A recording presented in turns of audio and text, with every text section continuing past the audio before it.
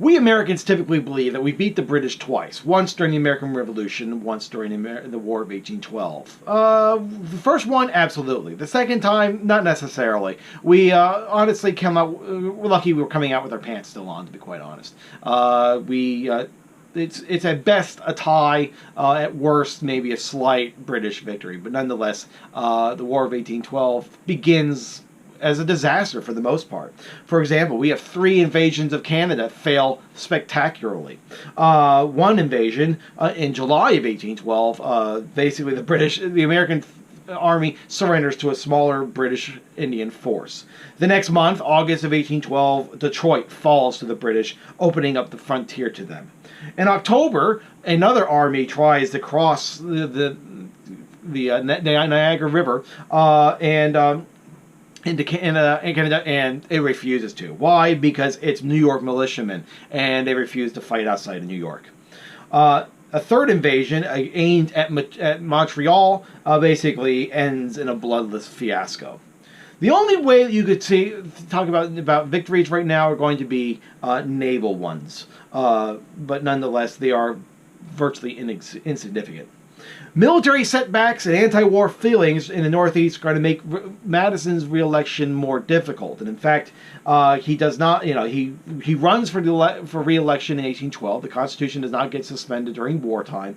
And he does not have as comfortable a victory in the Electoral College as he had before. Remember, he has 3 times the amount of votes as his Federalist rival in 1808. He wins by about 40 electoral votes in this one, so he loses a lot of ground to the Federalists because the war is going badly. But as the war is going badly, or has the perception of going badly, the Federalists are going to come in and they're going to try and commit political suicide is eventually what they do.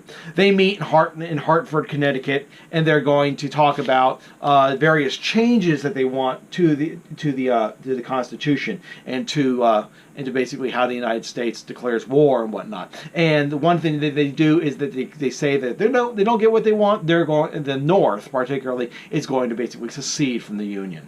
The problem is that they are going to do so right when the war starts turning around. 1813 is a better year for the United States. So when they come out with all of their resolutions from this Hartford Convention, and particularly when they say we're going to secede from the Union if we don't get what we want, well, that looks like they are going to be very much unpatriotic, at least. Treasonous at most. So it basically is going to doom the Federalist Party as a viable political party. The ideas of the party are going to continue on, but nonetheless, the Federalists are effectively dead by the time the War of 1812 is done.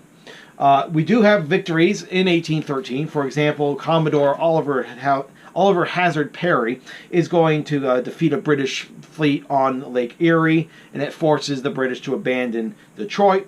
We're going to have a victory under the command of William Henry Harrison against the Indian leader Tecumseh. But nonetheless, it looks like by 1813, 1814, the war is starting to turn around. But nonetheless, we're going to see that the war is going to be escalated by the British the following year in 1814.